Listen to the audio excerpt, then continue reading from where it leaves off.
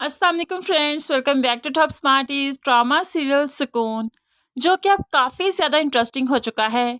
क्योंकि हमदान और ऐना जो अपने ही घर आ रहे थे तो शान से पहले ही यहाँ पर मौजूद थी। हमदान के साथ ऐना को देखकर बुरी तरह से घबरा जाती है और पूछने लगी, ये आपके साथ क्या कर रही है। ऐसे में ऐना भी खौफजदा हो गई। तो ऐसे में ऐना फ़ौरन से पहले अपने कदम पीछे हटाने लगी। लेकिन फिर हमदान का जो मजबूत सहारा उसके साथ था तो भला कदम पीछे कैसे हटाने देगा। वो तो कदम के साथ कदम मिलाकर चलना जानता है, इसलिए ऐना का हाथ पकड़ते हुए घर के अंदर दाखिल हुआ। शान से तो ये सब देखकर साकित रह गई। कौन है ये, आपके साथ क्या कर रही है।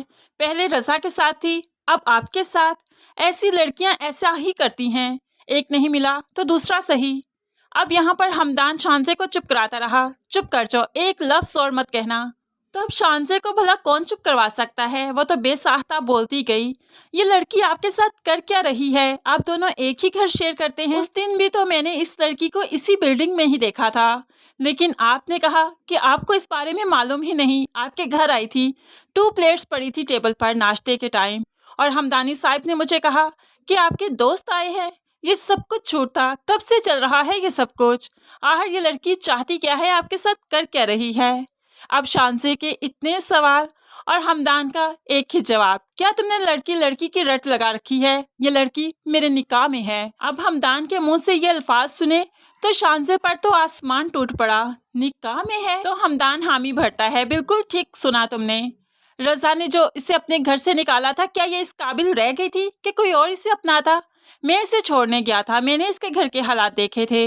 अब हमदान रजा के घर से निकालने के बाद निकाह तक सारी स्टोरी शानसे को बताता है। तो शानसे को आज ऐना पर रहम नहीं आया। आज वो उस पर तरस नहीं खाती, बल्कि गुस्से में कहने लगी, ऐसी लड़कियों के साथ फिर ऐसा ही होता है जिनकी नीयत ही गलत हो, जो हमेशा दूसरों के हक पर कब्जा करना जानती हैं, उनके साथ फिर कुदरत भी यही सब कुछ करती है। हमदान को शानसे के ये अल्फाज बहुत गुस्सा दिलाते हैं।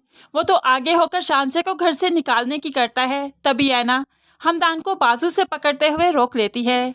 अब शानसे से ये सब बर्दाश्त नहीं हो रहा कि ऐना हमदान को पकड़ रही है, उसके इतना नज़दीक है। तो अब वो फिर से कहने लगी, आप पर सिर्फ मेरा हक है, सिर्फ मैंने शुरू से अपना हक समझा आप पर, आपको किसी और का होने नहीं दूंगी। इस लड़की की हिम्मत कैसे हुई हमारे दरमियान में आने की। तो हमदान कहने लगा, बीवी है ये मेरी, लड़की लड़की कह के मुहातिब मत करो इसे, ये मेरी बीवी है और ये हमारे दरमियान में नहीं आई, बल्कि तुम हमारे दरमियान में आ रही हो, जो मैं नहीं चाहता। अब तो शानसे के 14 तबक रोशन हो ही गए। रोते हुए वो हमदान के फ्लैट से निकल जाती है और अब इतने गुस्से में वो ड्राइव कर रही है, इतनी तेज़ स्पीड से कि उसे कुछ समझ ही नहीं आ रहा। दिमाग में सिर्फ उसको पुराने ख्यालात ही आते हैं, जब वो अपनी माँ से कह रही थी, मैं खौफज़दा हूँ, मुझे डर लगने लगा है। रज़ा को ऐना के साथ ये सब कुछ नहीं करना चाहिए था। वो कहते हैं ना, बाप और भाई का उठाया हुआ गलत कदम हमेशा बेटी और बहन के सामने ही आता है। मैं डरती हूँ कहीं रज़ा का ये गलत कदम मेरे सामने ना आ जाए। और अब कुदरत ने वैसा ही तो किया। अब रज़ा की वजह से हमदान शानसे से दूर हो गया, जो शानसे को ज़रा भी बर्दाश्त नहीं। ऐसे ही तेज़ स्पीड में जो गाड़ी चला रही थी तो बुरी तरह से एक्सीडेंट हो जाता है।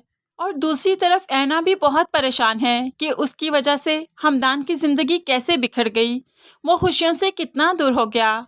गुड़िया उसे कितना चाहती थी और ऐना की वजह से गुड़िया उसे मिल नहीं सकी। इसलिए ऐना ने इरादा किया हमदान की ज़िंदगी से ही निकल जाए। इसीलिए तो वो पैकिंग स्टार्ट कर देती है। हमदान ने जब उसे पैकिंग करते देखा तो तड़प उठा, क्या कर रही हो, अब तो सब ठीक होने लगा है ना।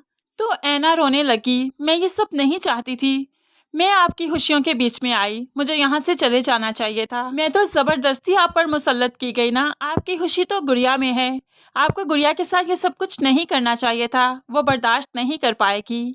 तो हमदान कहने लगा, मेरी खुशी सिर्फ तुम में है, मेरी बीवी में है। मुझे कोई शर्मिंदगी नहीं कि मैंने गुड़िया के साथ क्या किया। आज नहीं तो कल उसे सब मालूम पड़ना ही था। मैंने उसे कभी भी शादी नहीं करनी थी। मंगनी तो तुम्हारी खुशी की वजह से की ना, लेकिन अब वो भी टूट चुकी है। जब मैं मर्द होकर पीछे नहीं हट रहा तो तुम मेरी बीवी हो। तुम औरत होकर पीछे कैसे हटना चाहती हो, जबकि तुम जानती हो कि पीछे से सारे दरवाजे तुम्हारे लिए बंद हैं। तो अब तो ऐना को भी समझ आ गई, वो भी जज्बाती हो गई। ठीक कह रहे हैं आप, मेरे लिए तो सारे दरवाजे बंद कर दिए गए। जब से मैं उस घर से आई हूँ, मैंने अपने हर रिश्ते को सिर्फ आप में तलाश किया। मैं आपको खोना नहीं चाहती, लेकिन डरती हूँ कि कहीं मैं आपकी खुशियों के बीच में ना आ गई। तो हमदान कहने लगा, मेरी खुशी तुम ही से है। तुम चली गई तो मैं अकेला रह जाऊंगा, तन्हा हो जाऊंगा। क्या तुम यही चाहती हो? तुम मुझे अकेला करके जाना चाहती हो?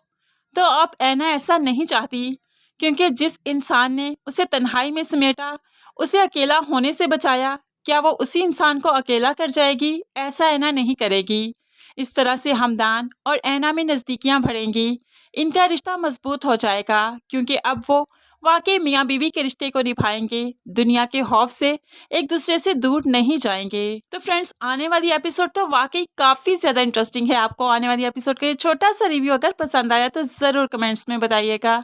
मज़ीद वीडियोज़ के लिए चैनल को सब्सक्राइब करके साथ बेल नोटिफिकेशन ज़रूर प्रेस कीजिए, ताकि आने वाली हर वीडियो बहुत आसानी से देख सकें। अल्लाह हाफिज़।